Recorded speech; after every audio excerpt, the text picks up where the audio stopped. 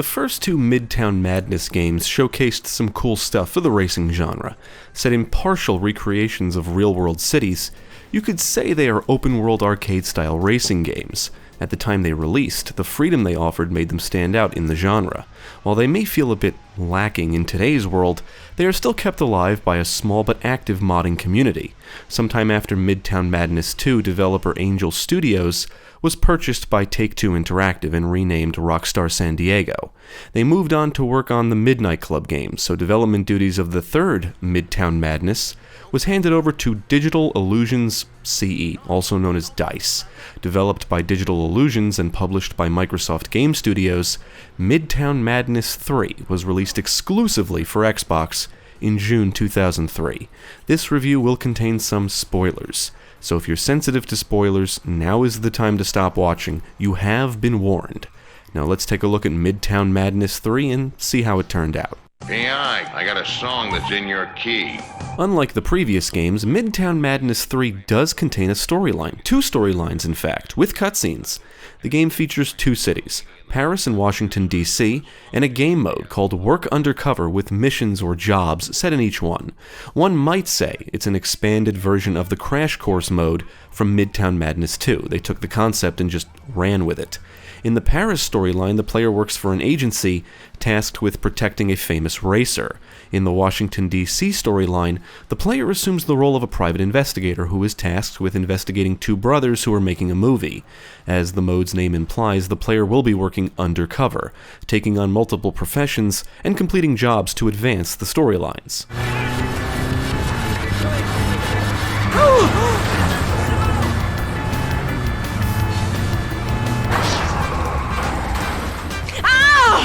But you'll never make me talk! Mais oui, très bien! Voilà! Very good typing! The storylines are accompanied by voice acting and both aim for humor. While not all of the comedy landed for me, I appreciate the family-friendly tone the game is going for. The events in the storylines are often silly, complete with silly characters and dialogue. The stories are far from amazing, but the mode is somewhat refreshing, even if the jobs are mundane. On the plus side, completing jobs does unlock vehicles. The professions don't do the greatest job at masking the fact that your objectives are simple, and there's not much variety to them. You'll work as a security guard, police officer, paramedic, chauffeur, taxi driver, car salesman, and a bunch of other stuff. But after a while, it all starts to feel a little repetitive because there's very little variety to the objectives. Not only that, most don't offer much in the way of challenge in my experience. You'll pick people up and drop them off, drive from A to B, follow vehicles, smash vehicles until they stop, and even participate in some races.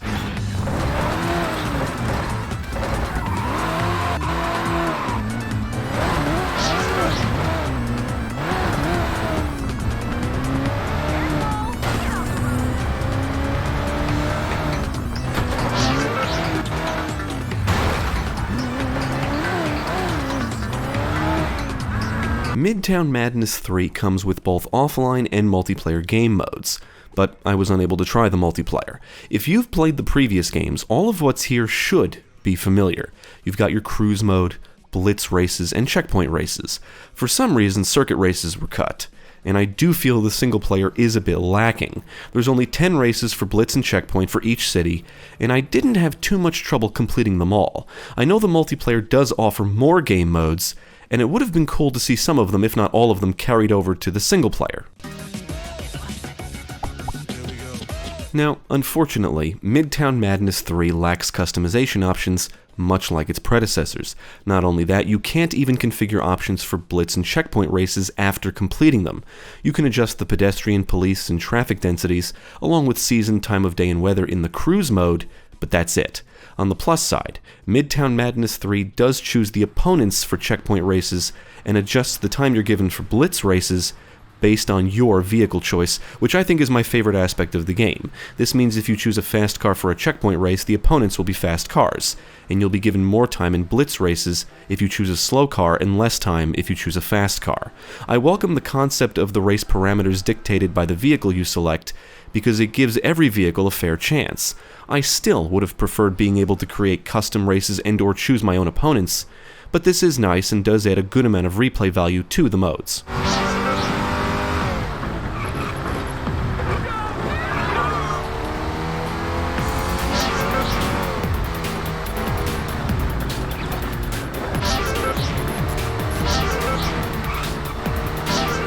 Now, I think one of my bigger complaints with this game is the lack of challenge. Don't get me wrong, I failed some jobs and lost some races, but it was usually due to my own mistakes, or maybe it took me a couple of tries to really get the route down. But in general, I cannot say it's all that difficult to complete the game and unlock everything.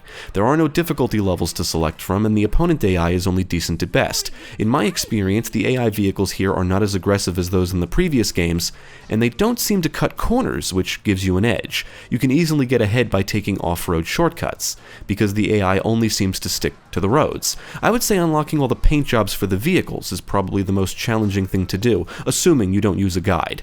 As you drive around the cities, you'll find paint cans that you can collect, but you have to be driving the vehicle associated with a can to collect it. The easiest way to get them is in the cruise mode, since you have no objectives. But if you make collecting paint cans your focus, you'll find it can be tedious, having to exit the mode to change your vehicle every time you want to collect a new can.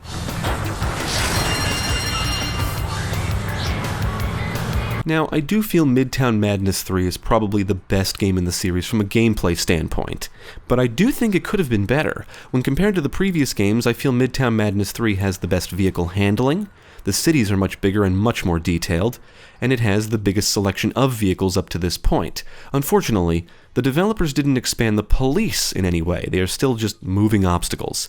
In fact, they're not present in checkpoint races. They only appear in some undercover jobs and the cruise mode.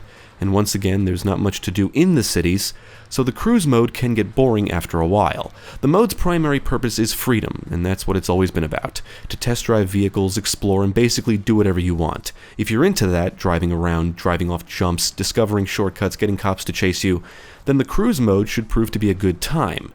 But if you're looking for a world with things to actually do, then look elsewhere or go to the other game modes. As it stands, I think the lack of things to do and modes, other than what the series is already known for, is a bigger detriment here than it ever was before.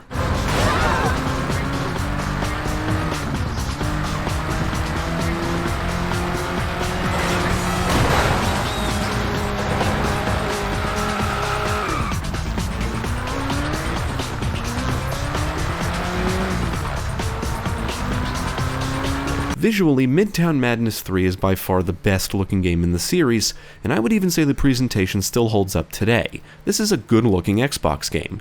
The vehicle models look good, the cities are really well detailed, and the weather and visual effects look nice. You can crash into a lot of shit on the roads, send things flying, and traffic and pedestrians will fill the streets, helping to make the cities feel somewhat alive. As for the audio, Midtown Madness 3 contains my least favorite soundtrack in the series. The songs aren't bad, some are catchy, but I still say the first game has the best music. Also, in my opinion, the announcers here are not as funny as those in the last game. On the technical side, I think I noticed the frame rate dip briefly here and there, but it was never bad, and I encountered no major issues. On your mark, get set, get lost. So I like Midtown Madness 3, but I am a little shocked the developers didn't do more with it. At this point, the Undercover mode is the only unique thing about it, but it leans very much in the mundane territory. Other than that, this is a lot like its predecessors, but with circuit races cut. I enjoy the bigger selection of vehicles, the bigger and more detailed cities, and the vehicle handling. But once again, I'm disappointed with the lack of content and customization options. Plus, this game is exclusive to Xbox, so it's not like there's a whole lot of mods keeping it alive either. I know open-world games set in urban environments were on the rise when Midtown Madness 3 released, and I think this could have been one of the games to really break the mold for the racing genre, to expand upon the open-world city concept. But instead, the developers decided to stick with the tried-and-true formula. It may not do anything innovative or things we haven't seen before, but it is a fun arcade-style racing game, and it's also very accessible. It's not hard to beat the undercover jobs or the races. It is nice that the races give every vehicle a fair chance now, but at this point, I expected more.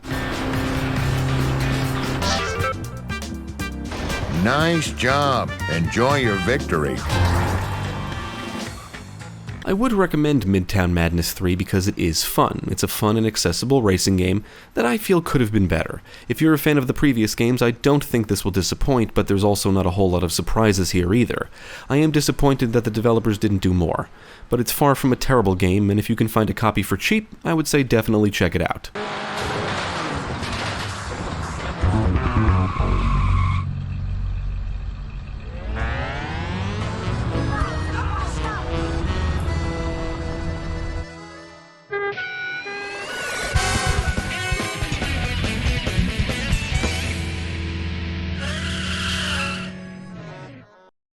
Thank you for watching. If you enjoyed this video, check out the rest of our channel, follow us at the links below, and you can also support us on Patreon.